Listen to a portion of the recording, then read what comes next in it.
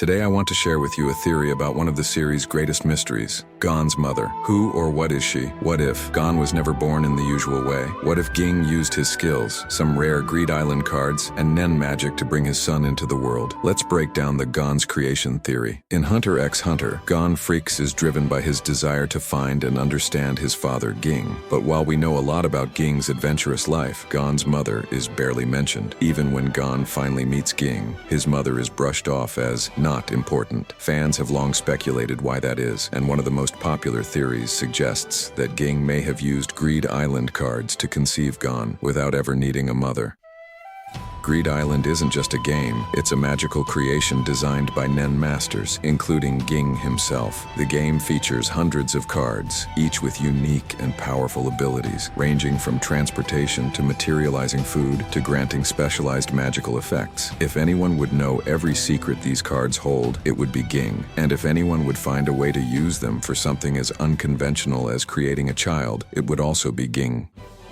This brings us to the first part of the theory, a hypothetical card fans call the Pregnancy Stone. While this card isn't explicitly shown in the manga or anime, it's well within the realm of Greed Island's magic. The Pregnancy Stone would be a card that could initiate a pregnancy without requiring a partner. For a lone adventurer like Ging, this card would give him the option to have a child without forming a traditional relationship. Ging could then create a son to carry on his legacy on his own terms.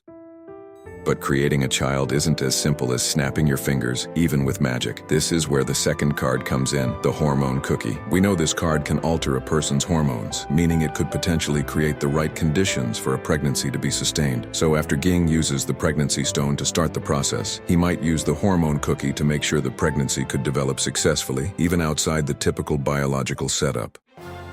Now, you might be wondering, if Ging created Gon this way, who would take care of him? Ging's not exactly a hands-on dad after all. That's where the Panda Maid card could come into play. The Panda Maid is a magical servant that could handle tasks, even care for a child. In this theory, Ging might have used the Panda Maid to assist with Gon's early needs. However, for reasons we don't know, Ging ultimately leaves Gon with his Aunt Mito, possibly entrusting her with his son's upbringing as he continued his travels.